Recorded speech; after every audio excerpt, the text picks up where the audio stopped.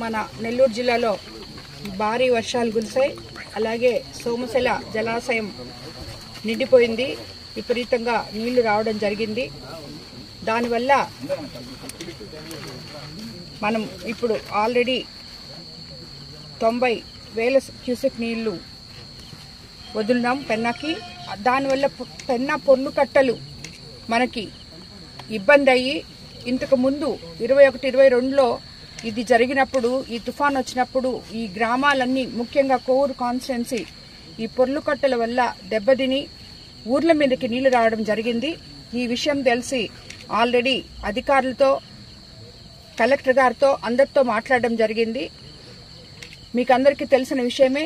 సంక్షేమము, అభివృద్ధి, అదేవిధంగా మానవత్వము అన్నీ కలగలిసిన మన ముఖ్యమంత్రి సీఎం చంద్రబాబు నాయుడు గారు విషయం తెలిసిన వెంటనే పొర్లు కట్టల తాత్కాలిక మరమ్మతు కోసం మనకి కొంచెం ఫండ్స్ రిలీజ్ చేయడం జరిగింది. దానివల్ల ఆ ఫండ్స్ తో రేపటి నుంచే ఇమీడియట్ గా ఈ పనులన్నీ కూడా మొదలు పెట్టబోతున్నాం.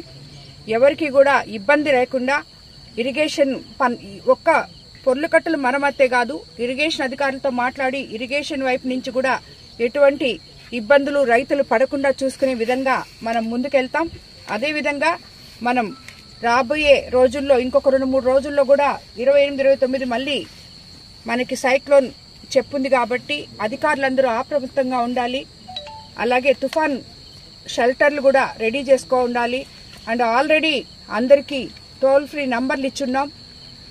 లోతట్టు ప్రాంత ప్రజలందరూ కూడా జాగ్రత్తగా అప్రమత్తంగా ఉండాలి. ఈ పెన్నా పరివాహక ప్రాంతంలో ఉన్న ప్రజలందరూ కూడా అప్రమత్తంగా ఉండాలని చెప్పి, ఎటువంటి ఇబ్బందులు మీకు కలిగినా ఇమీడియట్ గా మీకు టోల్ ఫ్రీ నంబర్ ఉంది, అక్కడికి ఎమ్మెల్యే ఆఫీస్కి, కలెక్టర్ గారికి, ఎవరికైనా కానీ ఏది దోస్తే అది చేసి మీరు జాగ్రత్తగా ఉండాలని చెప్పి మరోసారి ప్రజలందరినీ కోరుకుంటున్నాను.